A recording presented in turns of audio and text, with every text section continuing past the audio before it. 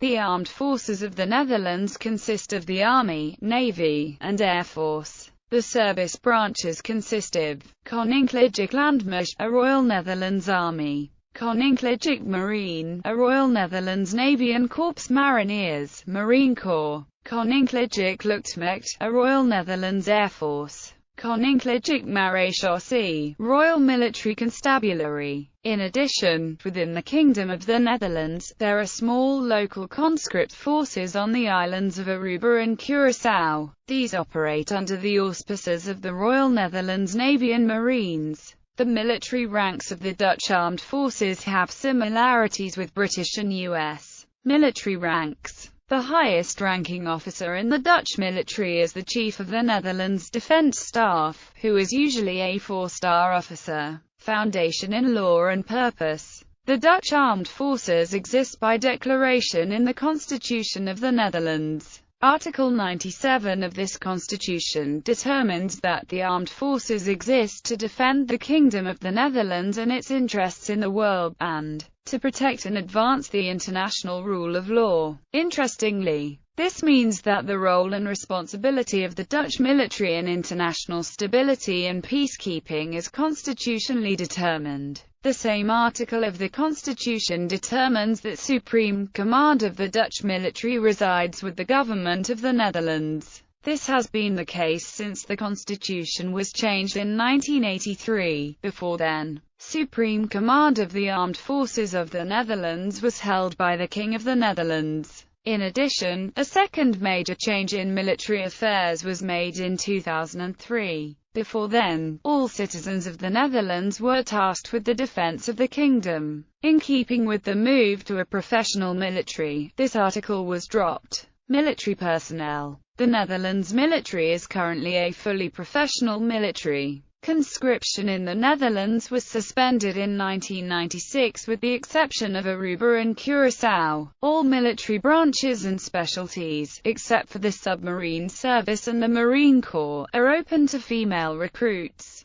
The Corps Mariniers is open to women, but because of the extremely high physical demands for initial training, it is found impossible for women to become Corps Mariniers or Marines. The Dutch Ministry of Defence employs almost 70,000 personnel, including both civilian and military personnel. The Dutch military is part of the NATO militaries and therefore conforms to the structure of a NATO military. It also uses conforming rank structures. All Dutch military personnel, officers and enlisted personnel, are required to take an oath of allegiance. This oath is recorded in the Law on General Military Personnel Regulations in Article 126a. Unionized military. Unlike many military organizations, Dutch military members are allowed to form and join unions. There are 4 of these unions. Algemene Federatie van Militair Personeel, which was recognized by the Dutch government in 1966. The AFMP is a member of the Dutch Federation of Trade Unions. Algemeen Christelijke Organisatie van Militairen.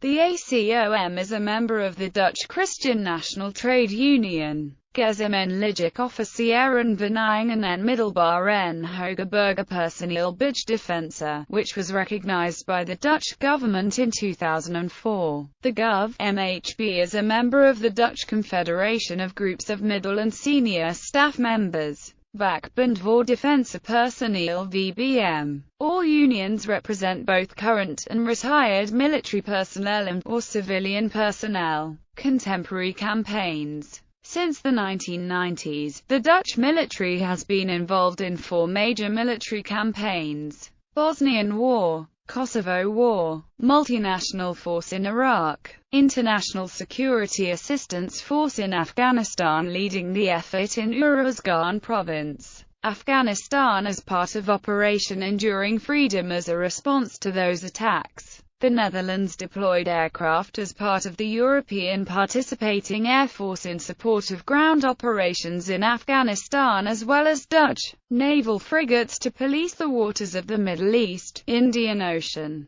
The Netherlands deployed further troops and helicopters to Afghanistan in 2006 as part of a new security operation in the south of the country. Dutch ground and air forces totaled almost 2,000 personnel during 2006, taking part in combat operations alongside British and Canadian forces as part of NATO's ISAF force in the south.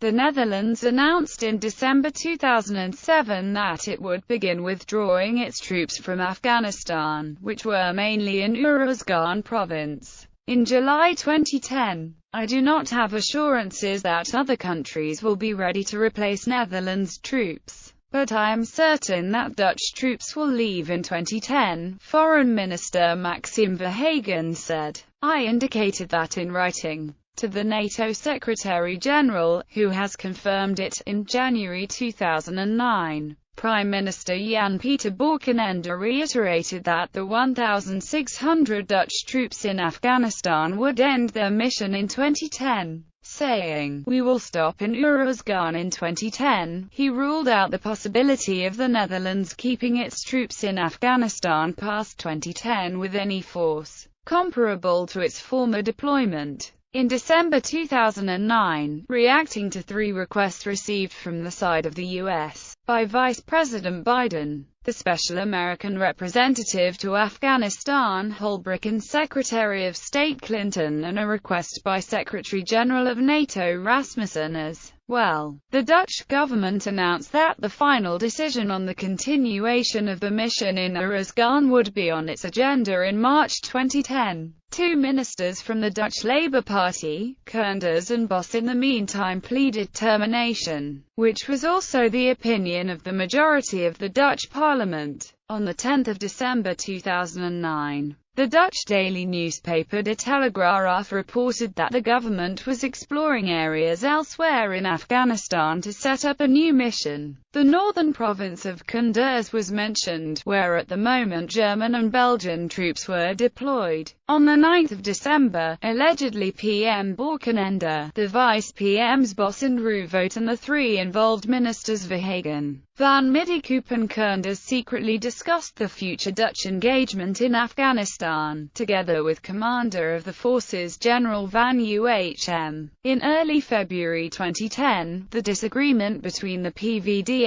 on the one hand and CDA and Chris Sununu on the other about a request from NATO, by improper channels, for a renewed Dutch commitment in Afghanistan, came to a head. CDA and Chris Sununu wanted the freedom to consider this request, in spite of the decisions by the Minister of Defence and the votes in Parliament, whereas PVDA and a majority of the parties in the Dutch Parliament stood by the earlier decision and refused any consideration of further Dutch involvement in Afghanistan. Thus, on 20 February, the PVDA had no choice but to resign their ministers from the cabinet, leading to a collapse of the Dutch government. As a result, the NATO request could not be considered and Dutch troops withdrew later in 2010 according to the schedule agreed in 2007. On 1 August 2010, the Dutch military formally declared its withdrawal from its 4-year mission in Afghanistan. Most soldiers are expected to be back in the Netherlands by September, excepting those working on the reset, redistribution and repatriation of materiel and supplies.